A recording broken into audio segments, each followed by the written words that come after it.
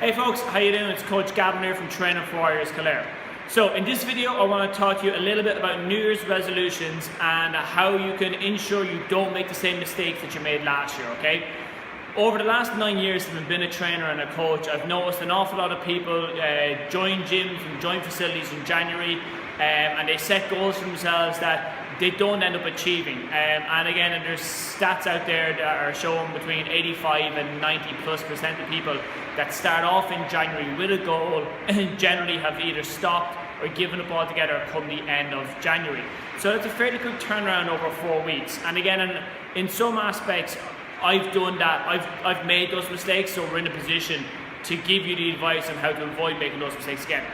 So first things first, setting the same goal for 2016 as you did for 2015 is not necessarily a bad thing. What I would have you strongly consider is that I would change your approach. So if your goal was to lose weight, build muscle, feel better about yourself, and you try doing it using method A or method B, and you didn't get the desired result, well then, if you're starting off in 2016 with the same goal again, maybe try method C or method D, and try some different approaches then as well.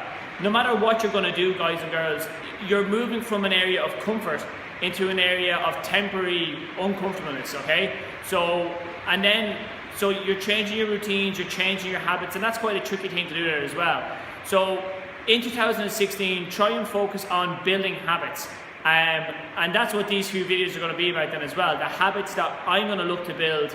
And I reckon a lot of you guys watching this and girls as well will be looking to achieve similar things then as well, okay?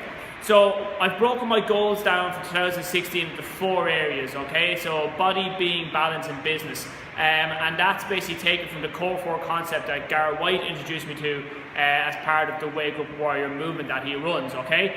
And it's a great little tool, and basically what I've done here is I've split the whiteboard behind me here into 4 sections and jotted it down, and I have my own diary and journal, so I put them in my diary last night, and obviously it's a lot easier to show you up on the board.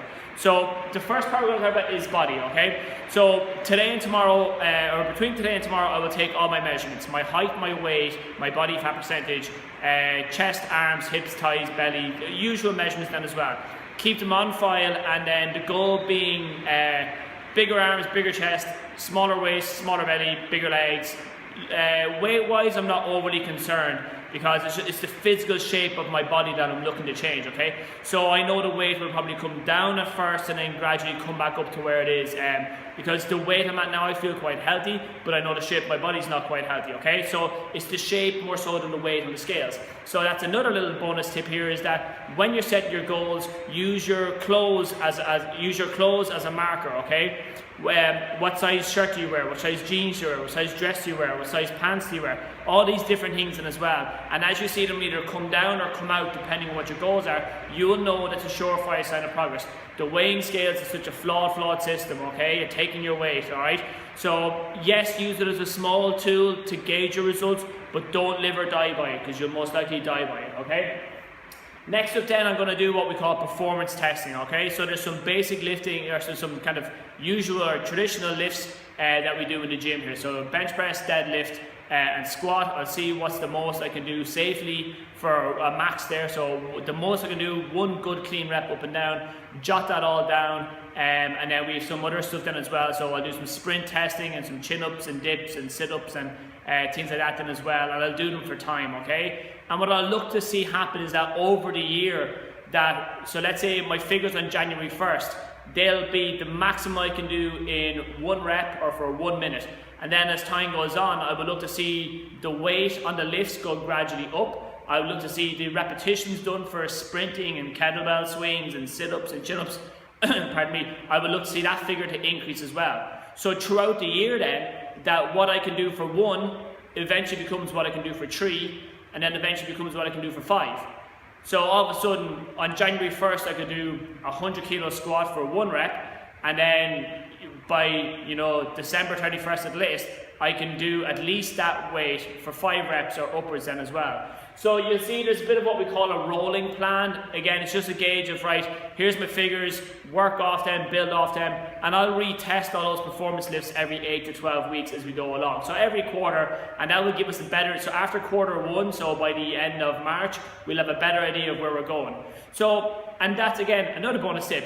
If you can't do any of those things already, being able to do just one, or just to get one, is a sign that your performance has improved.